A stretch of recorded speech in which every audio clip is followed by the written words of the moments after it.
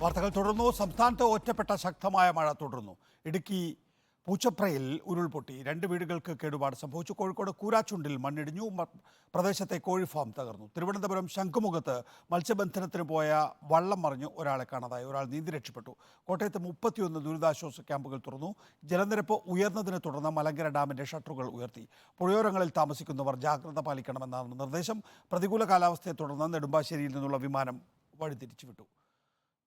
വിശദാംശങ്ങളുമായി കോഴിക്കോട് നിന്ന് ദീപക് മലയമ്മ, തിരുവനന്തപുരത്ത് നിന്ന് അർച്ചന രവീന്ദ്രൻ, ഒപ്പം തന്നെ കൊച്ചിയിൽ നിന്ന് അർജുൻ മട്ടന്നൂർ, ഇടുക്കിയിൽ നിന്ന് സന്ദീപ് രാജക്കാട് തുടങ്ങിയവരാണുള്ളത്. കോട്ടയത്ത് നിന്ന് PR പ്രവീണയും നമ്മോടൊപ്പം ചേരുന്നു. ആദ്യം നമുക്ക് കോഴിക്കോട് നിന്ന് ദീപക്കിലേക്ക് പോകാം. ദീപക്, എവിടെയൊക്കെയാണ് മഴ മൂലമുള്ള പ്രശ്നങ്ങളുള്ളത്? കോഴിക്കോട് കൂരാച്ചുണ്ടിൽ മണ്ണിടിഞ്ഞതടക്കമുള്ള മറ്റു വിശേഷങ്ങൾ. നികേഷ, ഇന്നലെ മുതൽ നഗരപ്രദേശങ്ങളിലോ അങ്ങനെയൊന്നും തന്നെ കനത്ത മഴ ഉണ്ട് എന്ന് പറയാൻ കഴിയില്ല. ഇന്ന് ഇപ്പോഴും അന്തരീക്ഷം തെളിഞ്ഞു തന്നെയാണ് നിൽക്കുന്നത്. പക്ഷേ മലയോര മേഖലയിലെ ചില ഇടങ്ങളിൽ ഒറ്റപ്പെട്ട മഴയുണ്ടായിട്ടുണ്ട്. ഇന്നലെ രാത്രിയോടുകൂടിയാണ് ബാലുശ്ശേരി ഈ കക്കയത്തിനടുത്ത് കല്ലാനോട് 28 മൈൽ എന്ന് പറയുന്ന ഒരു പ്രദേശത്ത് മണ്ണിടിച്ചിലുണ്ടായത്. അത് ഒരു ഗ്രാമപ്രദേശമാണ്.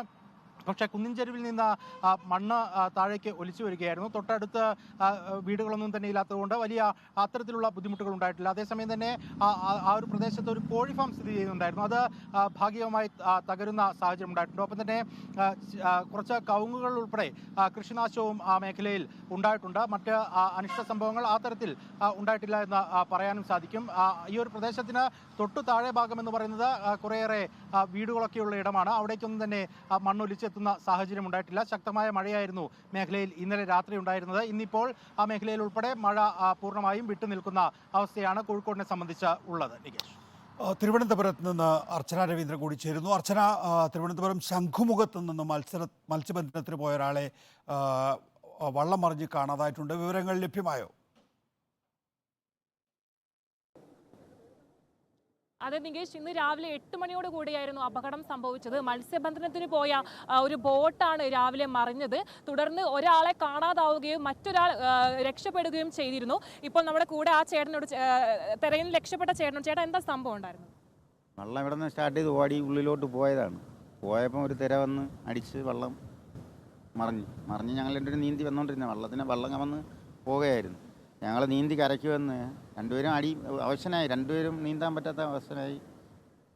എൻ്റെ കൂടെ നീന്തി വന്ന ആളാണ്. 2-3 കടലടിച്ചതിന് ശേഷം പിന്നെ എൻ്റെ കൂടെ വന്ന ആളെ കാണാനില്ല. ഞാൻ അവസ്ഥപ്പെട്ട് ഇവിടെ സെക്യൂരിറ്റിയൊക്കെ വന്ന് എനിക്ക് കമ്പ എറിഞ്ഞാണ് ഞാൻ എന്നെ കല്ലിൻ്റെ പാളിൽ കൂടി ഇങ്ങനെ വലിച്ചു എന്നെ കയറ്റി. ഇവിടെ വന്നപ്പോഴാണ് അറിയുന്നത് എൻ്റെ കൂടെ നീന്തി വന്ന ആളെ കാണാനില്ല.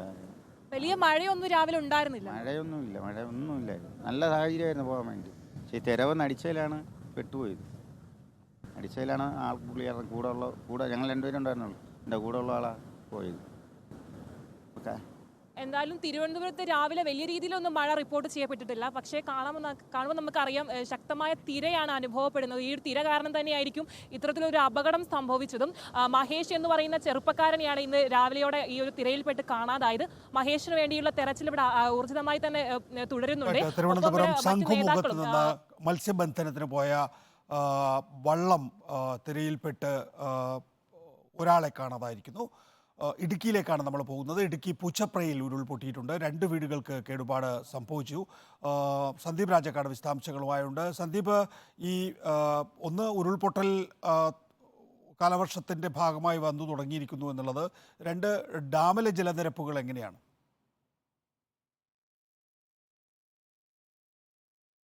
നികേഷ് കുമാർ, ഇന്നലെ അതിശക്തമായ മഴ മലയോര മേഖലയിലും ഒപ്പം തന്നെ ലോ റേഞ്ചിലും ശക്തമായി തന്നെ പെയ്തിരുന്നു. ഈ ഉരുൾപൊട്ടലുണ്ടായ മേഖലയിൽ തൊടുപുഴ അടക്കമുള്ള പ്രദേശങ്ങളിൽ ഏതാണ്ട് 3.5 മണിക്കൂറോളം തോരാതെ മഴ പെയ്ത ഒരു സാഹചര്യത്തിലായിരുന്നു ആ മേഖലയിൽ ഉരുൾപൊട്ടലുണ്ടായത്. എന്നാൽ ഈ പൂച്ചപ്പുറ മേഖല ഇല്ലെങ്കിൽ ഹൈറേഞ്ചിന്റെ മറ്റ് മേഖലകളിലേക്ക് കാര്യമായ അതിശക്തമായ മഴ ഉണ്ടായിട്ടില്ല എന്ന് വേണം മനസ്സിലാക്കാൻ. ഇപ്പോഴും മഴ തോർന്നു നിൽക്കുന്ന ഒരു സാഹചര്യമാണുള്ളത്. രാവിലെ നേരിയ തോതിൽ ഈ തൊടുപുഴ പൂച്ചപ്പുറ മേഖലകളിൽ നേരിയ തോതിൽ മഴ പെയ്തു എന്നതൊഴിച്ചാൽ മറ്റ് അതിശക്തമായ ഒരു മഴ ഇപ്പോൾ നിലനിൽക്കുന്ന ഒരു സാഹചര്യമില്ല. എന്തായിരുന്നാലും ഇന്നലെ രാത്രിയിൽ രാത്രിയിലായിരുന്നു ശക്തമായ മഴയെ തുടർന്ന് പൂച്ചപ്ര മേഖലയിൽ ഉരുൾപൊട്ടൽ ഉണ്ടാവുകയും 2 വീടുകൾക്ക് കേടുപാടുകൾ സംഭവിക്കുകയും ചെയ്തത്. ഈ വീട്ടിലുണ്ടായിരുന്നവരെ അടക്കം മാറ്റിപ്പാർപ്പിച്ചിട്ടുണ്ട്. മറ്റ് പ്രദേശങ്ങളിലേക്ക് വെള്ളപ്പൊക്കം അടക്കമുള്ള വെള്ളക്കെട്ട് രൂക്ഷമാകുന്ന ഒരു സാഹചര്യം ഉണ്ടായതോടെ വെള്ളിയാമറ്റത്ത് 2 ക്യാമ്പുകൾ തുറന്ന് അവിടേക്കും കുടുംബങ്ങളെ മാറ്റിപ്പാർപ്പിക്കുന്ന ഒരു സ്ഥിതി ഉണ്ടായിരുന്നു. മഴ മുന്നറിയിപ്പ് നിൽക്കുകയും മഴ ശക്തമാകാനുള്ള സാധ്യതയും കണക്കിലെടുത്തുകൊണ്ട് മലങ്കര ഡാമിന്റെ ഷട്ടറുകൾ നിലവിൽ തുറന്നിരിക്കുന്ന 6 ഷട്ടറുകളിൽ 5 ഷട്ടറുകൾ 1.5 മീറ്റർ വീതം ഉയർത്തി വെള്ളം അധികം പുറത്തേക്ക് ഒഴുക്കുന്ന ഒരു സ്ഥിതിയുണ്ട്. എന്നാൽ മറ്റ് അണക്കെട്ടുകളിലെ